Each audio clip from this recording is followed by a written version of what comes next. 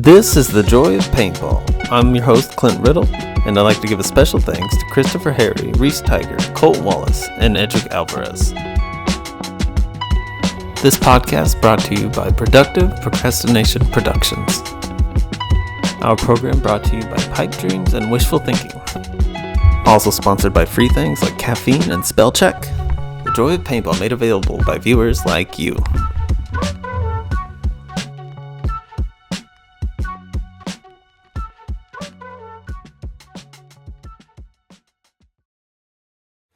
Well, it happened, guys.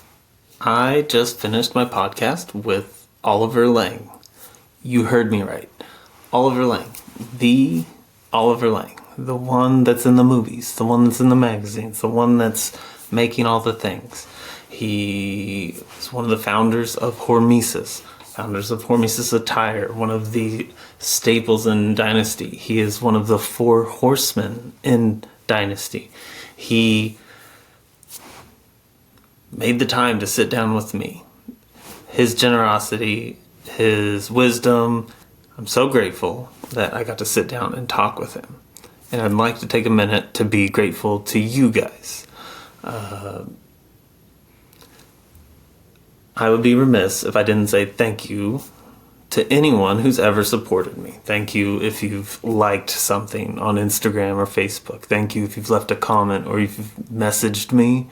Had several people DM me and just say really nice things. If you saw me at a tournament, said what's up, if you read one of my zines, seriously, like those things that may seem little to you guys, they're huge for me. And I thank you very, very much. And I really, really want to say thank you to Reese Tiger, Colt Wallace, Edric Alvarez, and Christopher Harry. These 4 people have supported me for months, some of them for years, as patrons on my Patreon. And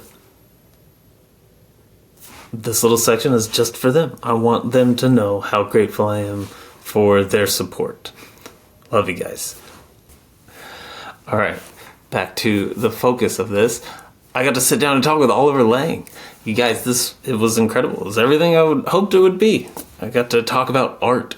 We talked about Salvador Dali, we talked about Mars One, we talked about Gustav Klimt, and we geeked out on some of that stuff. We talked about beauty, we talked about mentors, we talked about dharma and karma and joy and so many things. I hope you enjoy this episode. I hope you, I don't know, maybe leave a comment. No. If you are interested in being one of my patrons, you can go to patreon.com/riddlesart. That's pretty much how you can find me anywhere, is Riddles Art or Clint Riddle, but I think it's mostly Riddles Art everywhere. Thank you again, guys. Thank you so much. I'm done. I hope you enjoy this. This is The Joy of Paintball with Oliver Lang. Sweet. Dude, thanks so much for doing this, man. Thanks for... Yeah, like reaching out. I loved how you phrased it. You reached out and you're like, art, sport, magic. Let's go deep. And I was like, yes, sir. Let's do that. Totally, bro. Well, thank you for having me because I think what you're doing is epic, man. I feel like more people need to get involved, and this is how this thing's going to blow up, man. You know, everybody has to do their part. You know, I've said it before on the Play the Game podcast, but it's like, man, it's important that everybody gets involved. So thank you for doing this. Thank you for allowing me to share my voice, and hopefully something good comes through. Yeah, I think so. Thank you. Sorry. The way this goes, I try to focus it more on I'm an art teacher and artist. I've done a lot of work for you. But I try to focus this on creators. In whatever sense, paintball players that are creators or paintball people. And I've seen a big overlap in creativity with you specifically. And I was wondering, when did you start pursuing creativity as an outlet? Do you remember maybe a specific time, or has that always just been something for you? Yeah, that's a good question. I definitely know when the time struck in my life. I was about 28 in terms of understanding the empirical value of being creative and what creativity means and how important it is to be able to express yourself through creativity. I do feel that I've always been creative. I do feel that, even that transpires into the way that I play the game. And I like to make things happen. And I like to think outside of the traditional realms of possibilities to, you know, make something outstanding. And whether that's paintball or that's my life. But yeah, I definitely started to move into a more creative realm of my life around 28, which, how old are you? 38. 38. Yeah, so Mm. 28 is what they call a Saturn return. Okay. And it pretty much is a, yeah, 28-year cycle. And Interesting. something gets birthed in you at around that time. And yeah, I'm not going to go into the details of exactly what happened, but it was pretty transformative, and it was definitely very riveting for my life and what I could, what could be possible if I followed this path of creativity. And I feel I've done a pretty good job on that so far. I think But so. I also Yeah. still feel like it's just the beginning. I really still feel like I'm such an infant in this world. And, just turning 40 myself, I really feel like I just kind of got here and I'm just starting to like really understand, what this mechanism called a body what I can do with it. And, I'm trying to push the boundaries of that in my life on a regular basis. And yeah, the essence is creativity. So essence is self-expression, art, beauty. These are the things that drive me, So, and again, you can see how it correlates to the way that I play the game. And yeah, I don't know if many people play the game and see the game the same way that I see it. Unfortunately, there's great players, but there's Yeah. not a lot of very creative dynamos out there. Plus, now everything in competition is so highly valued and it's so important and every point counts. And, It does feel to be like honest, it feels like the game has lost a lot of its not momentum, I guess, or like momentous plays, or like creativity, and like maybe inspiring plays. That's probably the better word for it. Like I well, feel we like used it's to, more technically driven now. yeah, very true. Very true. Well put. Yeah, you used to be, the thing is that I've played the game on so many variations.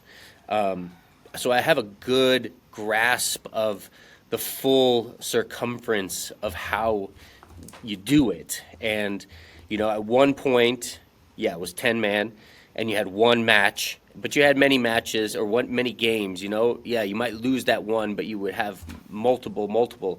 And, in the 10 man, there's so many bodies. You'd have to make something happen. And if you had the possibility, if you figured out how to do something, you could shoot 5, 6, 7, 8, 9, 10 guys, right? Yeah, yeah. And then, it moved into X ball, which then was amazing ability for creativity because you had so much possibility. And this, every work of art that you have, every canvas that you paint, you learn from it, right? And, Hmm. there's a new understanding every time you finish a painting. And X ball was kind of like that. It really gave you this, the original X ball. It really gave you this full canvas where, I mean, you could make terrible brush strokes, many points, Yeah. and then 10 of those points you could have a flawless game, and just pull out tricks out of your hat like a real magician, and you know you weren't afraid to lose a point. Now, for some reason, every point is worth so much. Yeah. People go on by a point differential or go home by a point differential. So it's like, everybody's playing, on their Yeah. It's weird how like X playing with this. Ball evolved into something that's akin to seven man now. Like I remember like counting Right. points and like oh, if I do this, then okay, we're in. And now it's like, man, every body counts, everything. There's no freedom, I guess. I can't think of the word to describe it. That's a good term. Yeah, there's not a lot of freedom. And what's also funny is, a lot of people don't make money, and a lot of people are all trying really hard, but then they're all failing because they're not really getting creative and getting dynamic and trying to make moves. And to be honest, that was a big part of why I couldn't play anymore. Also, was we got to the super hyper technical version of it, and it's like there's super hyper technical versions of art also.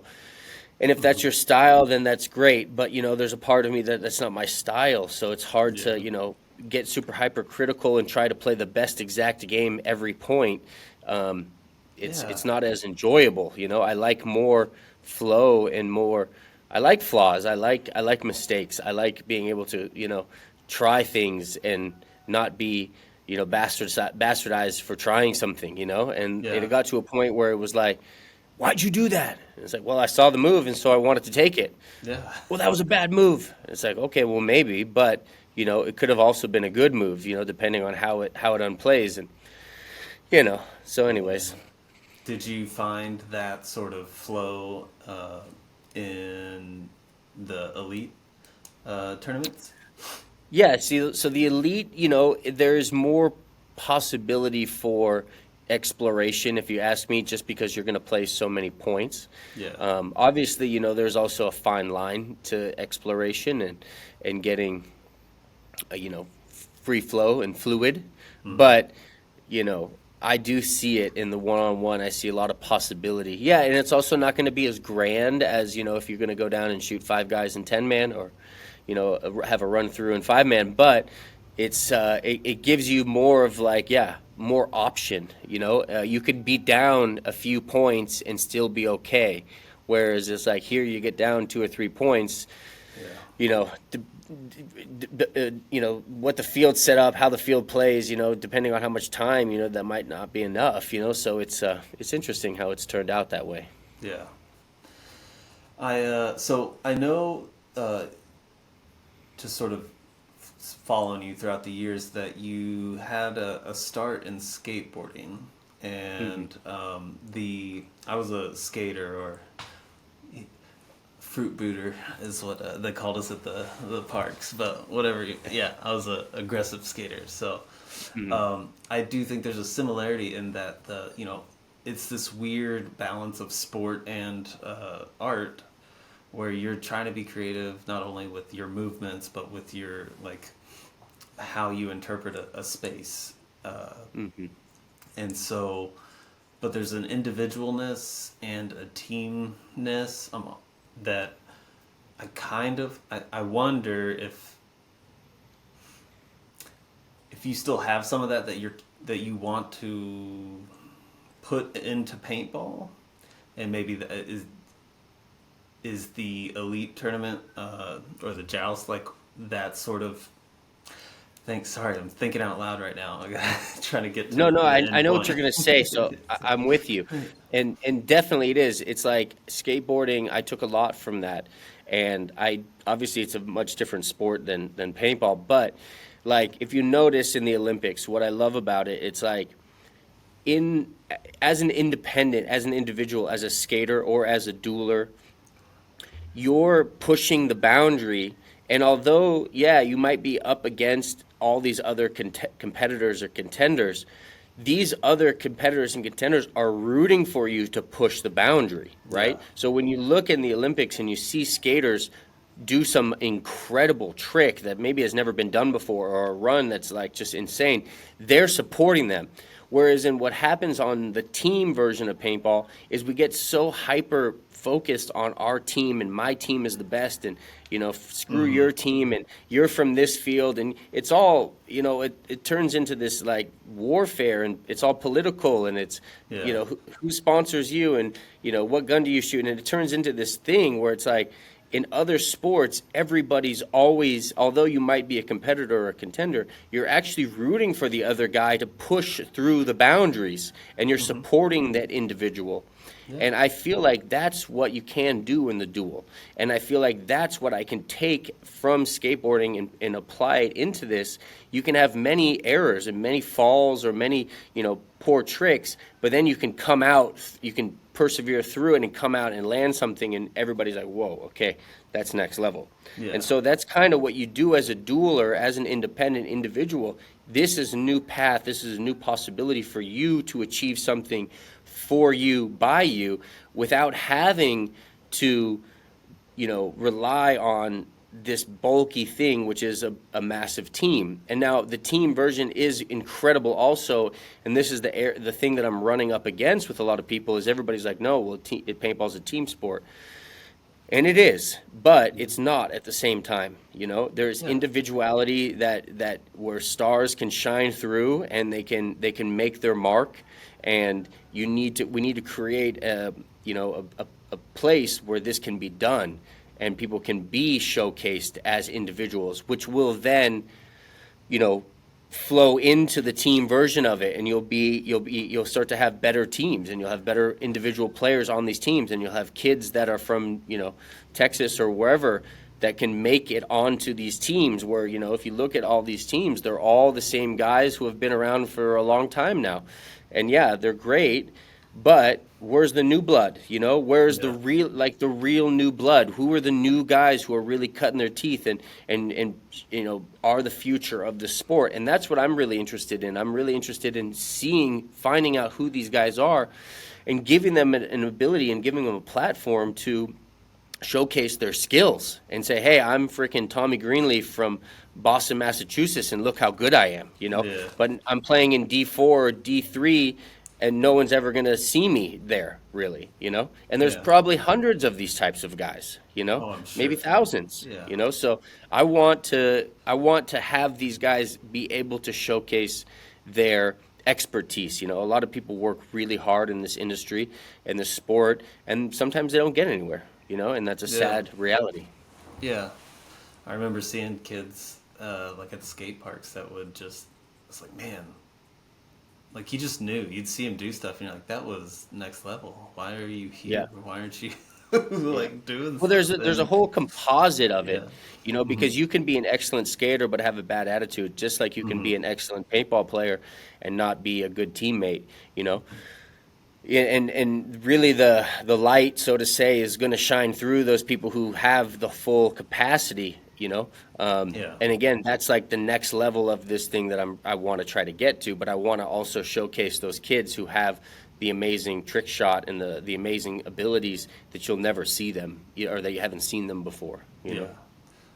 Well, the community thanks you because I think. Well, thank you, bro. It's an upward battle a little bit, to bet. try to transform something and get people to buy into it and understand it and believe in it, really. Yeah. And it's Well, I'm glad you're it's doing it because Thank you. I don't know.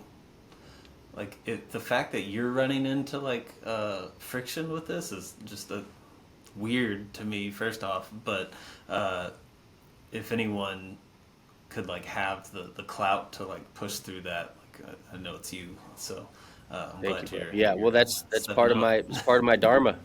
There you go. I am westernized and ignorant, so I'm familiar with karma. Remind me what dharma is. Dharma is your duty. Okay. Dharma is your path, the thing that Gotcha. you need to do in this world. And I think that's, there's a bigger answer to that, and there's probably subjectivity to the amount of dharma that you have to do. I don't think it's just one single thing, but life is big and long, Yeah. so there's going to be lots of levels to the dharma, to the path, and just finally getting to 42, there's a little bit of perspective now in time. I'm able to see my path and my dharma that's unfolding, and then forecasting it for what's to come. It's amazing. Yeah, it's kind of the perspective that we get, the older we get is I don't know, it's something else. I it's kind of one of those, like, you gotta live it. to, for the That's most kind part. of right. That's Yeah. it, you know. Everybody's kind of doing their dharma actually without even knowing. Um, Okay. but you know, it's those getting into that subtlety of an awareness of your life and seeing what's unfolding and seeing what's being presented, and then being able to have the courage to attack it, you know, and the means, you know, Hmm. and Hmm. so you know, everybody's kind of doing their dharma in the smallest, you know, Yeah. to the smallest degree. But it's how big do you want to take it, you know? Because really, it's amazing this life, and you can see what people have done and how they've done it, and it's spectacular, you know. And you can see how the things lined up and the right people showed up, and you know, it's magnificent. But it's definitely tricky because we get caught into the minutia of life, and we get bogged down and we get held up by people, and we, you know, mostly actually we self-sabotage ourselves, you know. As you know, as an artist, that's like one of the biggest things, right? Yeah. Yeah. Like, I'm just gonna start over on this, or yeah. I feel that a lot. So, I'd like to go into. I heard you on Joe Barrett's podcast. I just talked to him. He was a great dude to talk to. But I heard you talk about having to venture into like a jungle or a forest in order to retrieve a piece of art. Am I understanding this That's correct? right. Yeah, yeah, Could yeah, you yeah. elaborate on that? That's really intriguing. Or is this like a personal thing? It's, Well, it's a little personal, but it's a okay. good story. Okay. Yeah, so you know, well, I think metaphorically, you know, there's the jungle, there's the desert, you know, whatever you want to call it, and you know, metaphorically, you have to venture off into the wilderness, into the unknown, and retrieve that, you know, that gold or that art or whatever it is for yourself, you know. Okay. And so I actually had to do that physically this year. I had a great mentor, a great teacher of mine. You know, I'll send you a photo of the art and the way that he Oh, paints, that'd be and he's great. a master. He studied in Italy, and he's, you know, he's next level fine art, and Sweet.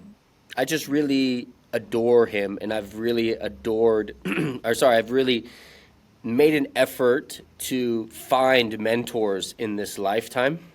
You know, um, I'm an only child, and I've always gravitated to, you know, somebody who's a little bit older and wiser than me for counsel. And he was Nice. one that really opened my heart, opened my eyes, helped me, started me on my spiritual journey, started me on my healing path, and you know, he's an incredible artist. So there was an opportunity to have one of his paintings, which was like one of the first paintings that I ever saw from from him when I went to visit him. And he, you know, something happened where I saw that it was for sale, and I messaged him right away. And I said, "This is for sale?" He's like, "Yeah." So I had to go down to Iquitos this year. Had to mule some money and go down and Dang. pick up this beautiful painting that I've been eyeballing for many years, and bring it home. That's awesome. Yeah, and That's I collect a lot of art. You know, art is one of the best things you collect. If you can see here on my wall, I got a huge amount of nice. art. You Yeah. know, my whole I'll house is see. filled with art. You know, I got more paintings there. So I feel like art is the best investment that you can really make. You know, I like to support artists, as you know. Mhm. Um, I think to surround yourself with art is really an important thing, let alone from artists that you appreciate, that you like, that you know, you look up to, and you know, you have a little bit of their soul in your surroundings, and Yeah. that's meaningful. You Yeah. know, I very love that. meaningful. That's You a know, great way to think about that, having a little bit of their soul. Because, I mean, yeah, like, just when you think about how people value their art, like, financially value how artists apply a value to it, like, I, just, I don't know. It's so much more than just that number. I think that you're actually considering that you have a part of them. I appreciate that out of yeah. someone. Well, Yeah. I'm not like a religious person, but I if I have to believe in something, I believe in beauty. I feel like if something's beautiful, it's right. And that Yeah. can be in many forms. That could be in the form of a painting, that could be in form of a garment, that could be in form of a beautiful act, that could be in form of a flower. And to me, these are the things that feel right, Mm-hmm. when you look at them. Mm-hmm. So I'm always chasing beauty. And my life is, if I have a spiritual path, it's called the beauty way. And that's doing beautiful things in a beautiful way, and relishing in beauty, Yeah.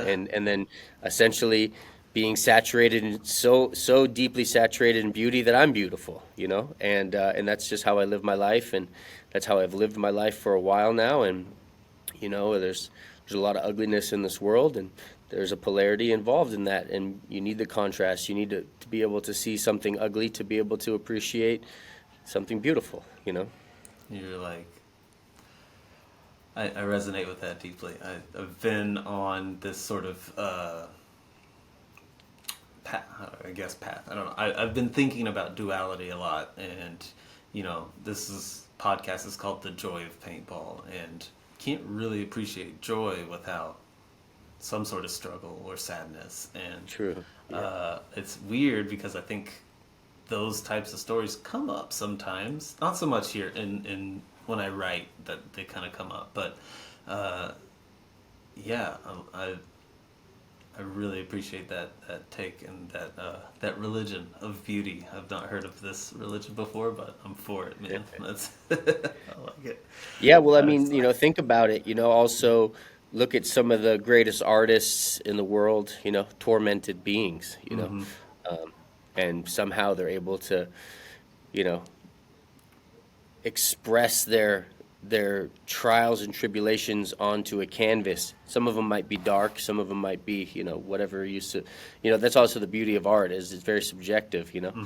So, but there's something about that turmoil, the breakup, the death of a loved one, retirement of this favorite game that you love. There's Yeah. something beautiful about the pain of it, which brings out another dimension of you, Mm-hmm. and that's part of this whole human experience that we're having. Um, Absolutely. I'm pretty Pollyanna. I'm pretty very I think you get the joy of paintball from Bob Ross, right? Of course. You Yeah. know, and Bob Ross is, he's an exceptional being. Like he's definitely Very one of much my so. favorite humans that I've seen, and the way that he's able to talk and express himself while he paints and then create, beautiful art through that, and the fun that he has with it. But he also had a troublesome life, and Mm-hmm. to a certain degree, and he died of lymphatic cancer, Oh, I didn't know probably that. due to painting so much. Really? I didn't know that. Like the Yeah, because chemicals, he you had think? the turpentine right underneath his, Oh. and he got the non um, the non-aromatic one, so it doesn't smell. But this is the most dangerous, because you Yeah. don't smell it. So when you smell the terps, it's Mm-hmm. a sign. Okay, hey, Yeah. I should Back off. close this. But he Yeah. was just breathing it, breathing it, breathing it, and this is what they are, pondering of what happened to him. Wow. There's I've not an not heard that absolute, before. but It checks yeah. out. Like man. Okay. I need to go. I'm doing oil painting now with my students, and I'm like, man, they're not spending near as much time as he is, or did, but still, Yeah, but usually maybe you keep have the him away. terps. Usually you have the terps and you close it and right, and then you clean the brushes. Mm-hmm. He was painting like all day, every day, and Mm-hmm. he would just. I remember if you ever watch the show, he's just he'd whack it like he'd dip the brush and then spray it Yeah. off, and Beat you the know devil out of it. again, Yeah. this is just a possibility of what happened, but Yeah.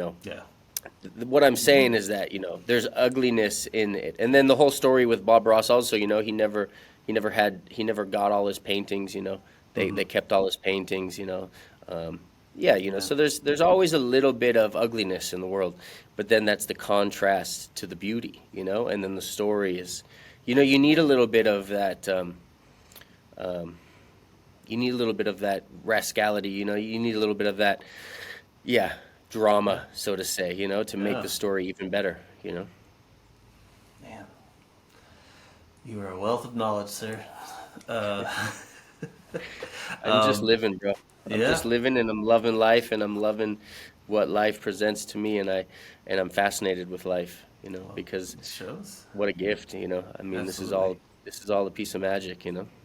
Yes. Yes. Um, so you mentioned mentors earlier, and that was actually a question I had for you about like could you talk about mentors throughout your life and their influence on your creativity? I'm trying to think how much of that you already answered first. Well, I mean, So, yeah. my mentors are always usually simply anybody that's in the realm of the interest that I'm in. So when I got into skateboarding, my mentors were the little bit older guys or Mm-hmm. kids. I got into it young, like, I think I was skateboarding, pretty heavily around 9, 10 years old. Nice. And then, so the older kids, the older guys, I would look Mm-hmm. to them. How do they do it? How do they, and some of it's bad. And that's also an important factor of a mentor or a teacher is, you learn Yeah. from his blind spots and his mistakes. And then, going into paintball, I'm just flooded with mentors. Yeah. We're doing a documentary on Alex's dad. He's a mentor. Brad Mon. He was one of the first guys who took me under my wing at the Mare Island. Eric Roberts, played with him on the Ironman. Mentor.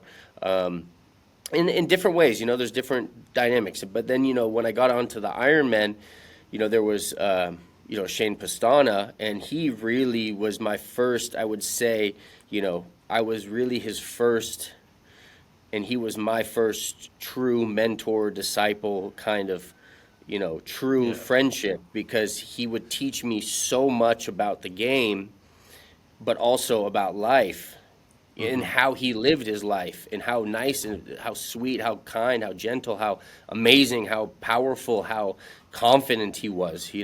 So he's like, one of the first that I got, a mentor. You can have mentors and you can have people that you learn from even if you don't know them. Yeah. And then there's another one when you get into that relationship with them.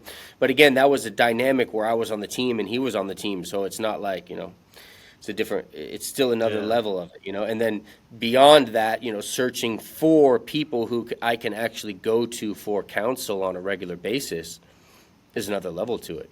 And now Yeah. I have probably 4 mentors, that I have on speed dial when That's things are awesome. going on, when I'm feeling stuck. um, you know, a quick hour-long, 2-hour-long conversation with them, they can help, expand my horizon and my consciousness That's due to the amazing. fact that they've already lived, in Yeah. different times, but they've been a 40-year-old man, and what that means, and it's complicated, Yeah. to be a human being. It's complicated, and so you Yes. need to have, like you're a teacher, your kids are looking up at you in reverence and appreciation of you and your skills and how you live your life and how you conduct yourself and how so it's really important, and I feel like that's actually my duty, another level of my dharma, to be a good mentor, even now, but in the future more. Yeah. Well, I think you're embracing that for sure. Like I see you embracing that, and that's awesome. I love that you're able that you have that you have people you can reach out to. Also, I think that's something a lot of folks have lost on this side of the ocean. No, for Having sure. I mean, I someone I to I was yeah there also, and yeah I wouldn't say I was lost, but I was definitely searching for more and realizing that there wasn't much content or, ability out there for people to help me with, and mm, I had to you have to search for that. It's also part of the journey. It's like, if you're gonna go and get to the next level of your art, you're gonna have to go seek a mentor in the art world. Um, yeah you know. Yep. and study under them and look at if you actually I'll tell you what I did is I read a book called Mastery by Robert Greene. Okay. And Robert Greene's an excellent author. He's written many books. If anybody's listening, I recommend reading any book from Robert Greene. But I read a few of them, but the one that triggered me was Mastery because he speaks about Leonardo da Vinci, and he was studying under. I don't remember the Oh, person's. I Do you can't know who remember I'm his talking name about? either. I'll find it. I've heard it before, but I can't Yeah, remember his name. and he just went to him every day, and just like a martial artist studying under a guru or a master, every day they just start chipping away at you, and it's humble, just like Karate Kid. Mm-hmm. You got to wax on, you got to wax off, and then one day you get to that level where he's seen how you operate, and he saw what your blind spots were and what you needed to work on, and he gives you those tools and guides you, and then pushes you into that stream with confidence, and hopefully you come out even better than your mentor. Yeah, if they're, I think any good mentor, that's their goal for their disciples, Yeah, as you said. that's right. Wow, I that's can great. find out who it is. What's that? I'm gonna find out who it is. Oh, okay. But Well, it anyways, starts yeah. with the L. I can't remember. If it was, I have a buddy who did atelier, and he can trace the lineage of his atelier of all the mentors in his atelier back to Da Vinci. But I I can't. think his name is Verrocchio. All right. Verrocchio. Verrocchio. Nice. Yeah. Anyways, So let's see. Just I don't know. Just so are your, if you don't mind me asking, the mentors you have now, are most of them like in like Bali or around you, or are they just sort of all over the world? yeah, they're all over the world. Yeah, Okay. some So mentors, some female mentors also. nice. I gravitate to masculinity because I'm a man and I want to understand what it's like to be a man. Mm-hmm. But there's a lot to learn from the opposite sex in terms of that also. Mm-hmm. So I have some female mentors, but yeah, I have this one in particular that I got the painting from. He's in Peru. I have one in Australia. I have one in well, he was in Arizona. I think he just moved to Thailand, Oh and then wow. I got one here in Bali. Yeah. Nice. Nice.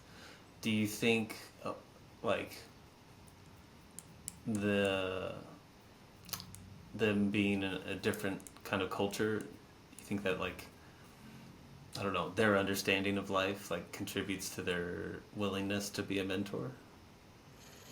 I think it's yeah. It's a combination of things. It's how people have lived their life um, is always my mile marker in terms of quality. And how Okay. they do live their life currently. All right. I like I've that. I've always just like kind of going back to creativity. It's like I like the idea of living your life creatively. So that means living in foreign places, learning different languages, sampling different parts of the world and spirituality, religion, art, competition, like all of them have their own uniqueness of experience of life. My friend here in Bali, he's like 57. He was an ex-professional boxer. Okay. He's lived in the woods in France. Hmm. He's a mystic. He lives in the woods now in Bali. Nice. Um, he's written books. He's lived a good life, and that's a mile marker to me on how.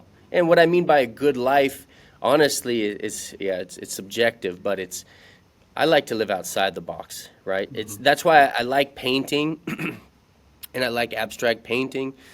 I like breaking boundaries. I Hmm. like rules when you learn, Artelier, and you learn, like Da Vinci style, like Churrasco. What is it called? Maybe Chiaroscuro. I've heard it Chiaroscuro. pronounced all sorts of ways. So. Yeah, you learn these techniques, but then the people who are really excellent, it's like a dance. It's just like paintball again. You learn the techniques, you massage it, You know, you become excellent at the technique, and then you just throw it all to the wayside and you create something new from it, you know? Mm-hmm.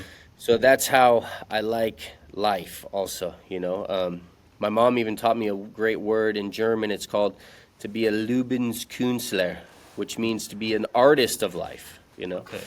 Your greatest work of art isn't going to be a canvas. It's not going to be a book you write. It's not going to be a play that you write or a play that or a movie that you act in or the job that you have. It's really you know, your whole this whole life experience, you know, is your greatest masterpiece, you know, and Yeah. there's many facets to that. Yeah. It's like more experiential than anything else. And What wow. else is there, you know? It seems Yeah. like we're all kind of living for experience, you know? Yeah. And experience helps you grow, it helps you understand, it helps you navigate, you know? And if you don't have experience, you know, you don't really have a life well lived. You know, you need to have experience, and through that experience, you grow from it. And then maybe you don't need the experience again, or maybe you need to go deeper into the experience. You know. Yeah, for sure. Very challenging. All right. Let's see. So I don't. Did you see the questions I sent about? Yeah. Okay. So let's jump into that for a little bit. If or yeah. Um, what is a piece of art or the first piece of art that like stopped you in your tracks, where you were like, man, this is demanding my attention? What's the first one you remember? Well, I can't really remember the first piece of art. You know, I've grown up in a house of interesting parents who Mm-hmm. always had art and sculpture, and you know, my That's mom and I amazing. Yeah. visit a lot of museums together. So yeah, you know, I've been surrounded by art at a long time for a long time. I would say maybe the first piece of art that really like changed me was just learning about graffiti, Okay. you know, That's the learning first one about on here. No one's mentioned that before, and I totally like resonate with yeah. that. Yeah, like I grew up in San Francisco, outside of San Francisco, and you know, my mom and Checks I would out. just drive around, Yeah. you know, and I'd be like young, and we'd be driving through the ghetto, driving up, getting out, looking at, you know, there'd be serious areas, you know. There was one, I forget what the name of it, bomb shelter or something like that, where it's just masterpieces, you know, huge, Hmm. 10 feet by 20 feet, you know, Yeah. works of art, you know, with spray paint, and It's amazing. just really awe-inspiring that somebody could think like that and create that and know the layers and the technicality of it. And I don't know if you've ever worked with spray paint, but it's to me it's No. quite difficult. Yeah. And they make it look like it's just you know a fine brush. Hmm. But I will say I went to I love Austria. First of all, I'm Okay. Austrian, but my mom yeah, so I'm Austrian, so I have this in my blood. But I went actually to an art academy there. Um, when I Nice. retired for 3 months, I went to it was called the Academy of Visionary Art, and I did a semester there, and they've got amazing museums in Austria, amazing, like really just the best, really great. I And believe it. the one piece of art that actually really like took my breath away was the Clint the kiss, Oh, and is it? That's like there's metalworking in that, right?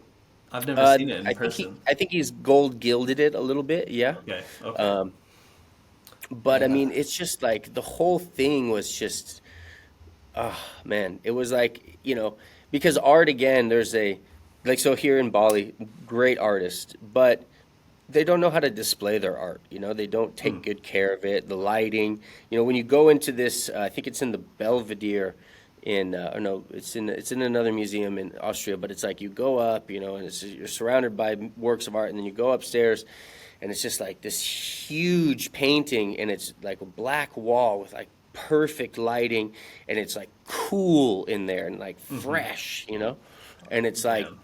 you know, you look at it and you want to cry. You know, you really want to cry, and you really feel it. You know, you feel the guy holding the woman and Hmm. like kissing her. You know, and I just think Gustav Klimt is just, you know, Yeah. an amazing artist. I think for his time, what he painted, you know, he had a lot of shenanigans. Also, you know, I like the artist's life story too. Hmm. I like their blind spots. I like their insanities. You know, Hmm. um, it's the artist's life. You know. Yeah. I try to emphasize that when I'm talking to students about a lot of artists. I'm like, here's all this great stuff.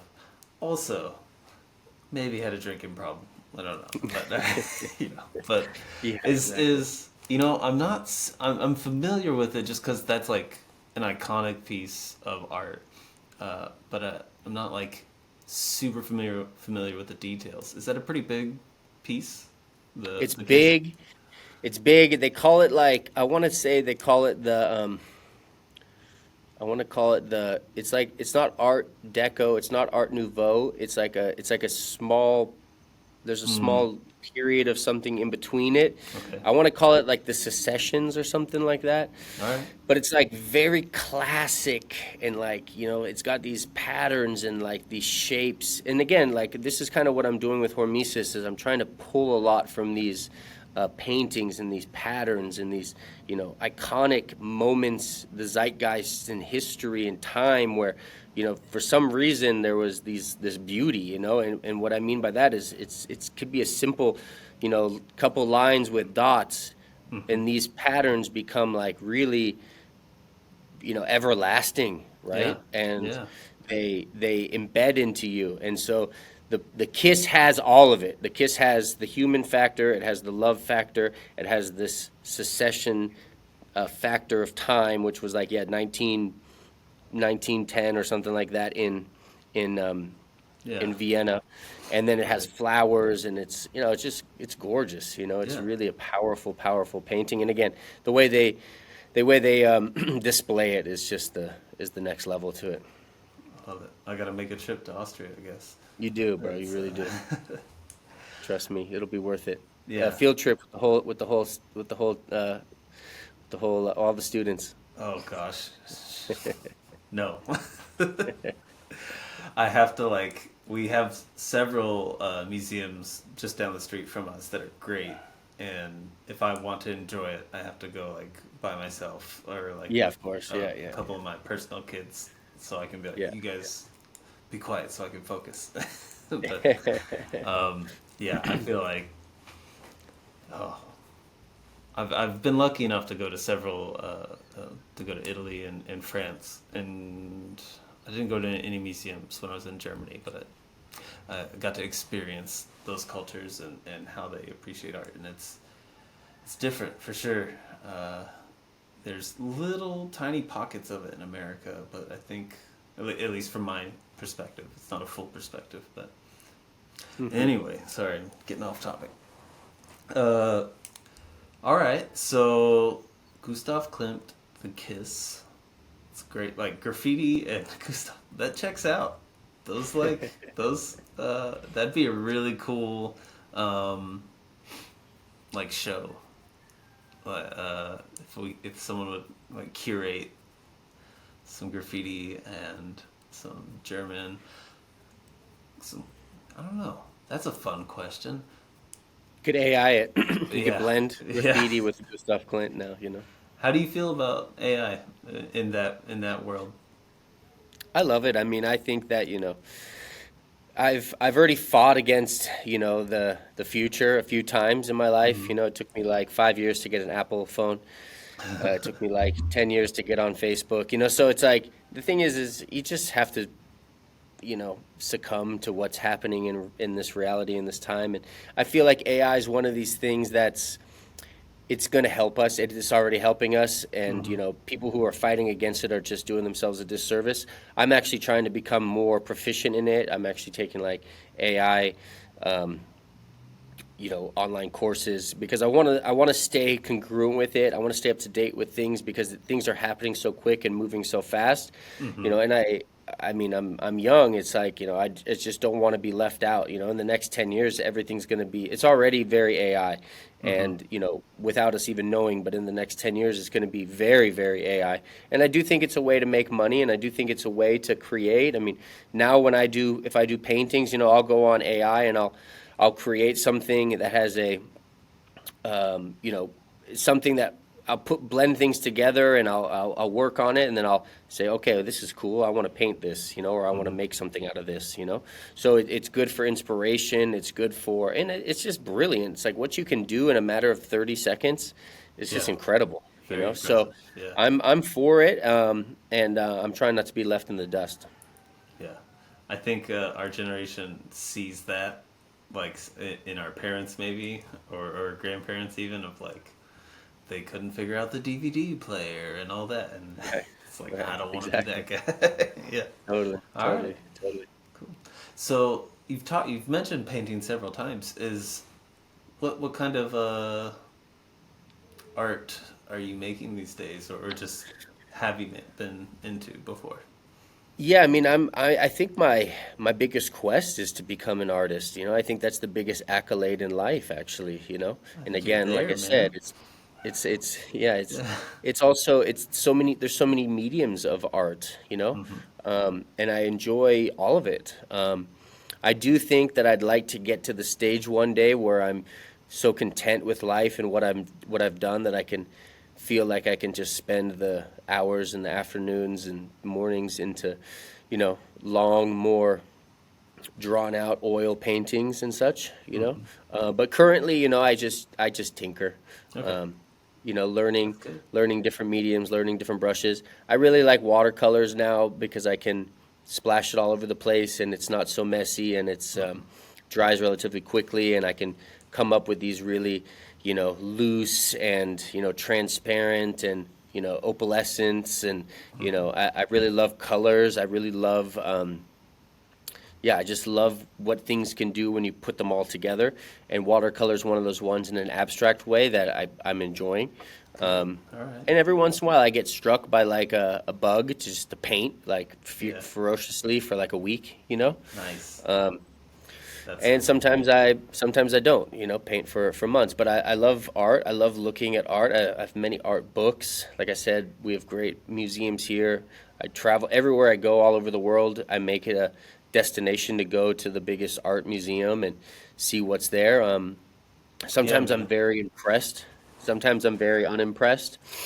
I think that modern art, to a certain degree, this day and age is, you know, you It's can probably challenging for sure. have a Yeah. whole yeah, we could probably have a whole conversation on that in the future. But Yeah. I feel like to see works of art from these amazing people throughout different you know um, parts of time is fascinating. To see what's coming through and how they paint and understand their life. And so I feel like my life is to be an artist. Paintball was a. I feel like again, there's cycles, there's seasons of a man's life. There's different iterations and different periods, and I feel like I got sparked into that around 28, and Hmm. I'm 42 now, and it's been like an ongoing ex- exploration, but I haven't landed into it yet exactly with how I want to be doing it and exactly what I want to be doing. And the problem is you see things in your head, or you have visions, or you have dreams, or you see a sublime sunset, and you're like, how do I articulate this? Yeah.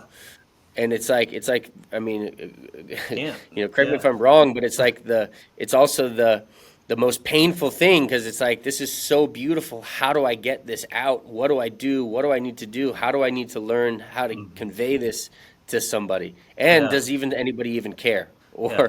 or I is this struggle with just for me? how do I look away from this? Like, Right. even if I have something set up where I could paint from on plein air or whatever, like, I can't look away from this or like try like I think it's a struggle to try and live in the moment and also try to soak that in enough to be able to try to communicate it through whatever art form you do. It's, Yeah. it's kind of sick when you Yeah. think about Yeah, it is. I it. mean, and most artists are pretty sick, Yeah. because they're tormented by the need to articulate it, and some of them can articulate it quite well. But again, Yeah. man, you can get lost in that articulation. Hmm. Dude, so many gems you're throwing out there. I love it. Tormented by the need to articulate it. It's so good. Uh, dude. Well, I think so. How are we doing on time? I don't want to. I Ah, would bro, I like got to all day. respect your time. Okay. Um, so, all right. So we asked the piece that moved you. I got some really good ones out of that. What about who's an artist that we need to know? Could be living, could have passed already, but someone that you're like, I want to make sure people know about this human. Or, yeah. Well, it's such a huge question, you know. It can be more than one if you want. Yeah, I mean, I think that again, you know, I'm fascinated by the artist's life, you know. So, of course, you know, everybody knows about Salvador Dali, and I just love how he lived the artist's life, you know, Mm-hmm. and he, you know, created this epic character that walked around with anteaters, and you know, he was just so full of himself, and but backed it up with incredibly Yeah. surrealistic, you know, masterpieces that, you know, he had incredible means of being able to, you know, explore those realms. You know, I don't know if you know this, but he would sleep and then he would put a quarter in his hand, and then as soon as he's falling asleep, he'd the quarter would drop and it would hit a plate and it'd wake him up, and then he was able to pull these, you know, Oh, these surreal dreamscapes out, you know, and piece no them way. together. I don't, you know, That I don't explains know it. exactly. It's like, Yeah, I don't know it's, exactly how, you know, exactly what we're seeing is what he saw. I'm sure it's probably a myriad of his dreams. yeah. Um, and but I just love how he's so insane, and you know, he's obviously Mm-hmm. the biggest artist of all time. So everybody will probably know about him It's a good one. already. But if you don't, you know, Dali is just, you know, iconic in So much, yeah. as an artist, And he seemed and like a cool guy. Like, he's he's, funny. He was I, having a great I've time. not heard anything. Don't tell me if there is. I haven't heard anything problematic about him. No, I mean, Maybe, yeah. he had issues with his wife, you know, Okay. and I mean that's quite, you know, Pretty basic. par But for the course, he yeah. but Gala was his wife, and she was younger than him, and you know, Mm-hmm. she tormented him a little bit, and but she was also his muse. You know, you need a Mm-hmm. muse in the art world, and she was the one that was able to, you know, excavate that out of him. And then, you know, I really love this one artist. His name's Mars One, Hmm. and Like the he's planet? like Like Mars, just M A Mars? R S Mm-hmm. one, the Okay. digit, and you know, I found like what's funny is like, so he's from San Francisco, and he's got, you know, these incredible works of art, I'm like when you look searching at them it, right you're now. like, how did you possibly, how does that even come out of you? Holy And shit. Yeah. I don't know him personally. I don't know his life story. I don't know if he's a nice guy or anything like that. But I do know when I look at his works of art, it's like it's mind blowing how incredible, you know, how he can do it. And I mean, It's he's like, very famous now. He's very popular. I mean, he sells his paintings for hundreds of thousands of dollars, and he's just good. You know, like and again, it's that combination of almost graffiti, almost surrealism, almost mm-hmm. futurism, you know. Yeah. So he's bridging a lot of these worlds. Yeah, let's I don't see. know if that, I'm trying to see if I, Yeah, that's one of his, yeah, of yeah. this. These are incredible. That's a good one. I'm excited to like explore him a lot more. So you create all sorts of stuff. Starting, Hormesis in general, everything about it is creative. Like, starting small with the headbands and then just blossoming into like so many things in its own attire. Like, how did that evolve?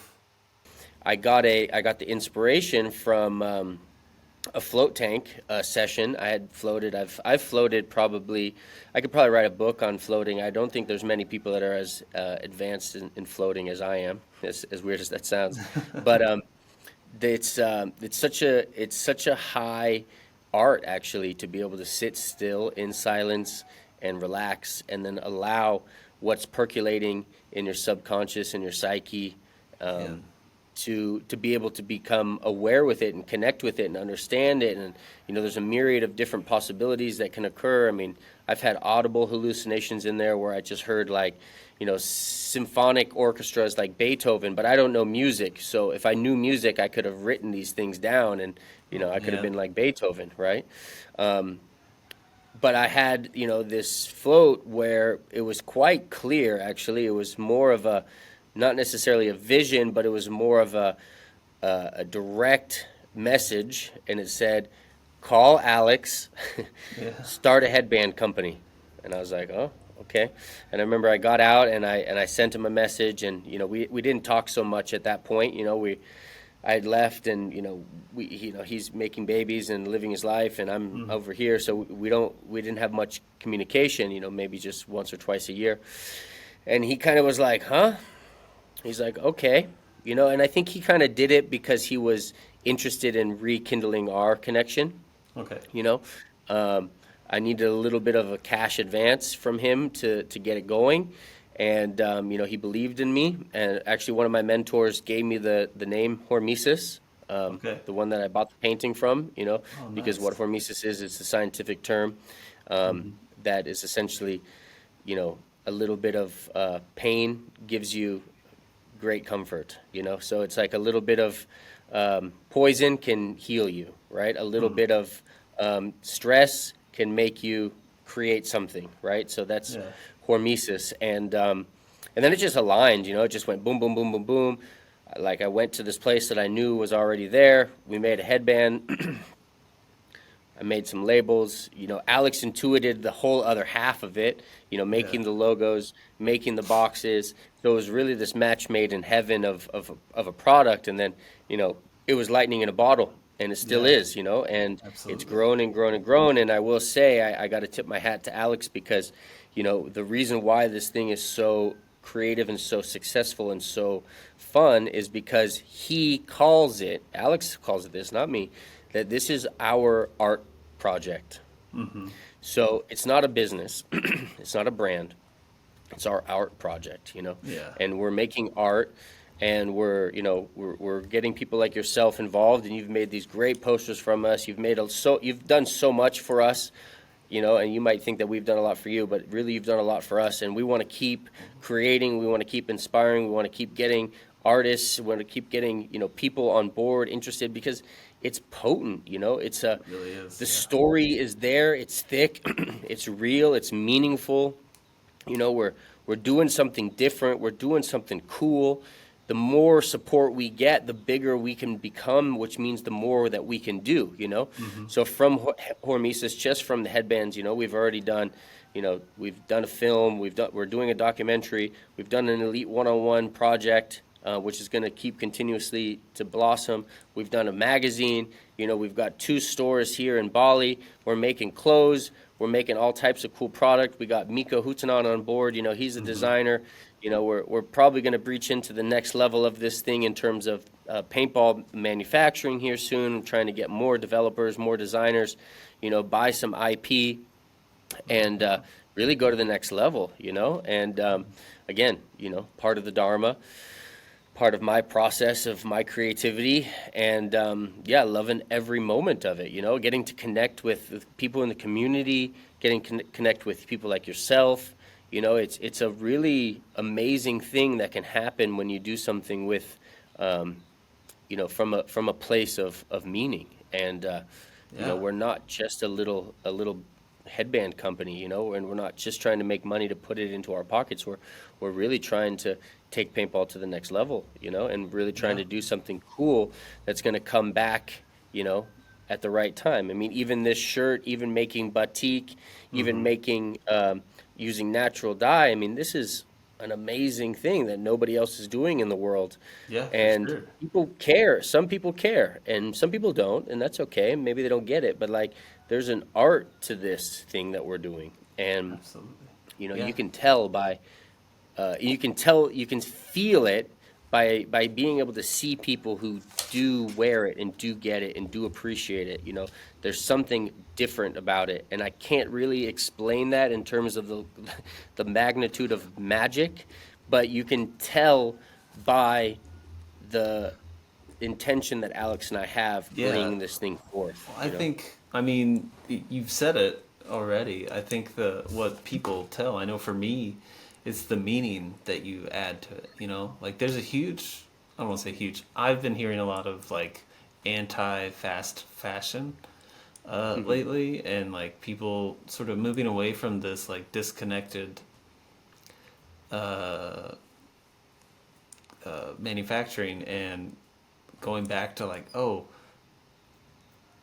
this was intentional. This piece was intentional. Like it is a piece of art, like you're saying, and you know, just through my observations and what I hear you say and what I've heard you and Alex say all the time, like I, it really does seem like Hormesis's goal is like contribution to, you know, whatever. Like I think you guys have constantly been trying to contribute to the community, you know, the Hormesis community. So thank you Totally. very much for that. Thank you for seeing that, you know. And some people really see it and respect it, and I love them, you know. I love Mm-hmm. people who wear hormesis, you know. I mean, the funny thing is a headband has always been this magic talisman. Mm-hmm. We didn't invent that. That's Yeah. just the way it's always been. The difference is we're making more of those available to people who care about that, you know, who Mm-hmm. want to have something that is a little bit different on the field, and Mm-hmm. who want to be able to identify themselves with something that matters and that cares, that you know that has care to it. You know, Mm-hmm. it's not just a sublimated piece of nylon that's printed or some material that you buy at the fabric depot down at the in downtown LA. You know, Yeah. it's a from the beginning to end. There's meaning to it. You know, the materials picked, the colors get chosen, the batik symbols get chosen. They get cut in specific ways with specific patterns, with specific labels, with specific icons, and they're all meaningful. And Mm-hmm. some people collect them, and that's fine. I really just want everybody to wear them because, again, the headband has always been a bit of a magic talisman for any player Mm-hmm. whoever cares about playing good. Yeah. Now, I'm not going to say it's going to make you play good, but it could give you that extra sense of confidence that you might need to play good, you know? Yeah. I think And you and they do look good, you know? they I will look real say, good. like, Yeah. you know, there's a difference between what we make, I feel, and a lot of other people make. And I'm not just saying that because I'm making them, but again, I'm not just making something to sell it. Mm-hmm. It's a whole process that's Yeah. being delivered to you, and when you get it, you can sense that it's different. And again, that's a little bit of magic that's involved in that. And you're getting it from myself, you're getting it from Alex, you're getting it from Miko, you're getting it from people who actually care about the sport, Yeah. you know, For and sure. actually want to do something valuable for this sport. And I feel again, we're just in the beginning of this thing, you know. So Mm-hmm. I really appreciate people who support us and who believe in us because our whole thing is we believe in you. You can do it, you know, and we want you to do it, you know, and Mm-hmm. we're going to support you in your process of doing it, you know, vice versa. This is, to me, this is a real community. You know, Yeah. everybody's supporting each other and helping each other in their process, you know. To me, that's excellent art in general. You know, to me, that's the essence of Dynasty and the reason why Dynasty is so successful. Everybody's always constantly believing in each other. You know, Yeah. Dynasty doesn't cut anybody. They've never cut anybody. People Really. just leave. Yeah, people just leave. Dynasty will pour in so much effort into you and care about you and work with you year after year after year. Like, you know, Mm-hmm. Arturo has been on the team for 7 or 8 years, and now he's finally there and he's elite, you know? And Dynasty never gave up on him, never, you know, maybe they didn't play him at some points because he wasn't there, but he's, you know, he's a top level player in the industry on the team. You know, just got asked to go play for another team for a large quantity of money and said no, you know. So Yeah. it's like Dynasty believes in you, and that's the spirit of that team. You know, it's For sure. amazing. You know, and they've been doing it for so long that it's almost unheard of. It's almost unbelievable. I Yeah. can't believe it. You know. Yeah. It's like they're the farm team for the pro league that is somehow winning. I don't. Like, yeah, they invest Farm so team much, for the and the proof. Yeah, I don't. No, I like that. It's true. I mean, it's like, look, Mike Arena gets on the team, he gets a big contract, goes to Yeah. another team. We Dynasty makes players, and Hmm. they'll work with you until you want to go. And then if you want to go, they're going to say, "Okay, see you later. Thank you for your time, and if you ever want to come back, maybe there's a spot for you." Yeah. So it's like it's a very amazing um, outfit of individuals and what they've done and how long they've been doing it. And Hormesis isn't dynasty. Let's also make that clear. Hmm. I think some people, associate us so closely together, but it's a different factor. We're, I don't play on dynasty.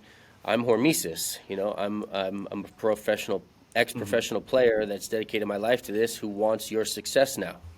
You guys have kind of broken boundaries, from my perspective, as far as like, you have players on all sorts of teams with all sorts of sponsors or whatever. But and I know you guys sponsor teams also, but I think about, like, I don't know if y'all are doing that series anymore of like the posters, I guess, like where Callie Rudolph had a headband, and they weren't Yeah, Hormesis or totally. Carl or Honestly, that's the other thing is we wanted to do is we want to spark interest into these people that I believe are great individuals in this whole paintball community that sometimes might not be appreciated. So Mhm.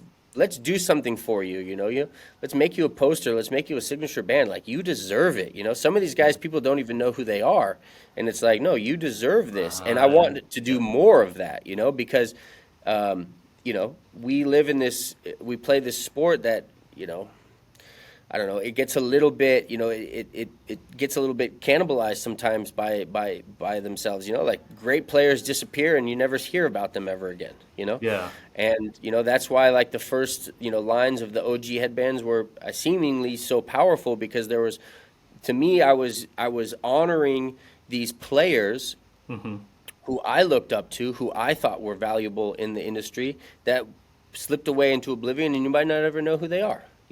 Yeah. And let me just make you a headband, and it's not even their headband, it's just named after them.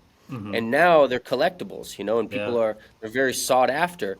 And there's something important there because that's a historical thing for the sport. And Yeah. Ryan's trying to do that a great job with Ryan and with Icon, is putting people into the Hall of Fame and Hmm. and and I really support that. And we're trying to do something similar to that too. And we want Yeah. to still do that. Like there's great guys out there. They deserve a signature line. It's not a big deal. And people Hmm. can who like them support them and buy it and wear it and you know get a little piece of them. It's kind of like having a painting of your favorite artist. Hmm. Yeah. I mean, it's, going back to the beginning of this conversation about, like, the overlap of, like, skating and paintball, and what the duels are trying to do. You have created this platform where you can give due credit to these people that are working so hard. So, Totally. I'm excited to Totally. Well, and see. I love those posters, that you've done, and I Dude. hope that people know that those Yeah. things are available. Actually, I don't know if they're on the website now, but the thing is get a piece of art for your house. Like my whole Yeah. intention with those and the way that you created them was they're beautiful. It's like Thanks, man. that's a cool paintball poster to have and to collect and put in your house. And I think you signed them all too, right? And there's like limited Uh, amounts of them. yes, I signed. Alex sent me all of them. So some have, like, I think, Yosh and Frazee and Ryan. Well, some have like 50, some have like 40. Can't remember. Hmm. Yeah, Um, yeah, but yeah. yeah, Alex hosed me though. He didn't make me one. yeah. What's up with that? I was like, did Ollie not like the poster? I don't. I I kind think of. Alex just Yeah. likes to mess with me sometimes. Oh, okay. I've It's got. his way. It's his way of keeping me grounded. Yeah. That's, yeah. Okay. Um, man. All right. Well, Anything you want to talk about like just in general? I guess maybe a starting point of like Hormesis and maybe what's on the whiteboard for Hormesis in 2025 or for Okay, you. well, yeah, I mean, first of all, I'd love to also, just shout you out and what you're doing, and I hope that people Thank can you. support you, and I hope that there's more artists that, come through and get creative. I mean, even I'm just seeing having them. this pod, yeah, I do Yeah. too. Yeah. I see a lot more podcasts popping up, and it just, in fact, just the fact that you actually know how to create art and make art, and I'd love to keep hiring you and keeping you, paid and Yeah. well, and you I just would did love this that too. cool launch with us for this. My vision for the whiteboard for 2025 is unfortunately I got delayed for the grand finale, which has been actually pretty hard on me, to be honest. Sorry, Um, man. the circumstance was there were certain people that didn't have passports, and then we needed to have something filled out to bring in the paintball guns, and the thing is, it just wasn't gonna, it just time Really? constraint didn't allow Yeah. it, so we had to pivot, and a lot of the guys are disappointed, and it was kind of a little bit of an expensive error. Some guys had bought flights, and but we're gonna move it till May, and I think it's gonna work out even better. We're gonna do it in Alabama. It's gonna be a beautiful field. We're gonna make a show out of it. These guys are gonna be wearing, cool new, dueler jerseys, which I feel like is really something that I'm trying to roll out for 2025, 2026. Is really like I want to make this sport. Um, I want to create this sport so that it's a sport that everybody can recognize and Hmm. understand. Whereas in now, when you say paintball, people just have a weird idea of it.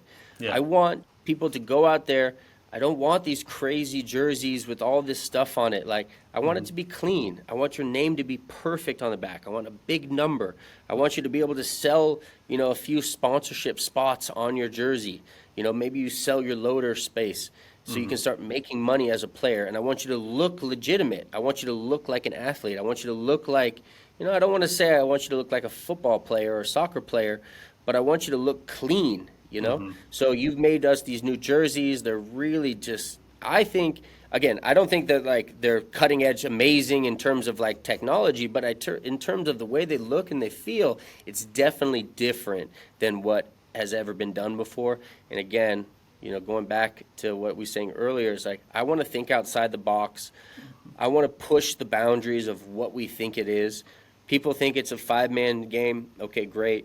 Actually, it can be a one-man game also. Hmm. And there's a team version of it if you want to do the joust. But my real vision is to get players compensated, to bring this to a new level where it can be, clear and concise and understandable for outside people so sponsors can get interested in it. It's really, yeah, essentially changing the game Hmm. in the best way possible so that it feeds the other formats and the other things that we do also, because Yeah. those things are going to exist because they're fun and they're exciting and they're interesting to play. But I want to know who the best one-on-one player is. I want him to look really good. I want him to look sharp. I want to be at the tip of the sphere with the evolution of what that means. Now you don't have to dive. You don't have to, it's not, you don't have to wear Yeah. this bulky stuff. You can wear very lightweight, beautiful garments where you Yeah. can move and you can You be don't have to agile worry with. about like Yeah, freaking like metal stakes attacking you when you slide or right, something like exactly, that. Yeah. So So you can. I want you to look Yeah. like a futuristic athlete of this sport, Hmm. called paintball. And so I'm on the, I'm at the tip of the spear to try to get this to the public and try to get it, so people can understand it and so people can believe in it. And yeah, it's a lot of work. And I. there's not much yielding from it yet. We spent a lot of money doing all the things that we've done, and I'm okay with that. I want people to start to open their eyes and realize that we can do this in many ways. Mhm. And this isn't about, taking over or killing something else. This is only about improving the whole situation. I want people from remote parts of the world to be able to compete at a high level for a high, compensation to win these things, and I want them Yeah. to look good, and I want to be the brand that moves this thing into the future, Yeah. um, making it really a lifestyle industry, like surfing or skateboarding, right? Hmm. People relate to that industry. Even if they don't skateboard or they don't surf, they'll still wear these products. Hmm. I want to unify all of us by making us independents. That sounds weird to say, but it's like I'm tired of not liking this guy because he plays on this team. You know, Yeah. I want to That's like great. this guy because he's a good player. You Yeah. know, like I can't, where I am in my career and what I've done, I can't like other teams. It's just, I hate to say that. I can like players on those other teams, right? Hmm. Right? So Yeah. I want to take them away from their team. I want to put them up into a platform where they can showcase their skills, where people can disassociate themselves with this, you know, team or wherever they're from, and this is an individual, and he's amazing because he's this good, and this is his story. This is what the UFC does. This is what all sports do. Yeah. It's about the individual and how great they are. And right now, there's a few great players out there. There's actually a lot of really great players, but only a few of them really get any type of limelight. you know Yeah. Yeah. so I want to find the new players. I want to find the new best people from around the world. And I want to give them an opportunity to come out and showcase their skills and be compensated for it. And if you don't like it and you're already a pro and you already getting your paycheck from the two or three pro teams that pay it, and you don't want to be involved in it, that's okay too. Yeah. Right? And if you want to up level your skill and you want to really stand out and you really want to be called the greatest or great, you're gonna have to diversify. Yeah. I don't see the benefit in not playing as a pro. Like, I mean, it seems weird to me. the But ego's a weird thing, man. yeah, but if you really that ego, like if you really have that ego, like wouldn't it carry more weight whenever, you know, Johnny Joe won, a world tour That's how I see it. and That's how I see it. and That's how I've and always been. and If the, overtime comes up and you got to play one on ones, like shit, they got Johnny Joe. What are we gonna do? That's right. you know, That's right. so That's right. it's I mean, in my day, and again, it's not even that far off. I could still go back and play right now. In my day, it's like if there's an opportunity to become great at something, or there's a way to showcase your skills, mhm. you take it. You Yeah, don't even think twice about it. You don't even fear the consequences of a negative outcome. You are literally doing it because you know how excellent you are at something, and you want to show not only to the world but to yourself how good you are at this thing. hmm, And it's terrifying to a lot of people because you get stripped away from your team and you're alone. And to be honest, to me, that's really what will make you a great, excellent individual in general. yeah, We're all alone here. And at the same time, we're not. But at the same time, it's up to you to do it. No one else is going to do it for you. You might ride the coattails of somebody else every once in a while, and I think that's what people sometimes do. But this is now a chance for you to really like free yourself of that and to become as great as you want to be and to become recognized as that incredible athlete or artist, whatever you want to call yourself, and you know, be compensated for it. yeah. Well, I'm really glad it's you that's doing it because I think you'll see it through, and you've already put in like I see the work you're doing, and I really do appreciate it. Thanks, bro. All right, man. We nailed it. I think so. Yeah. Did you have any questions for me? No, bro. Keep doing what Yeah. you're doing, bro, and keep making us some art.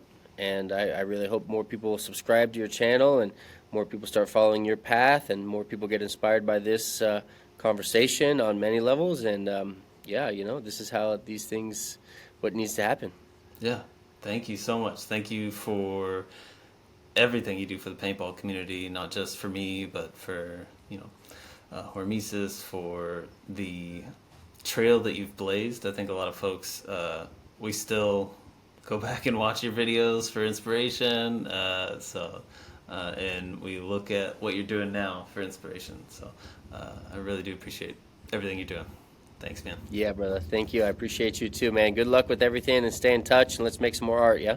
Yeah, for sure. All right, brother. Bye. Signing out. Thank you so much, everyone, for listening. I hope you enjoyed the conversation. Thank you again to my patrons. If you're interested in becoming a patron, you can visit patreon.com/riddlesart to see how you can support the show. This video is made available by viewers like you.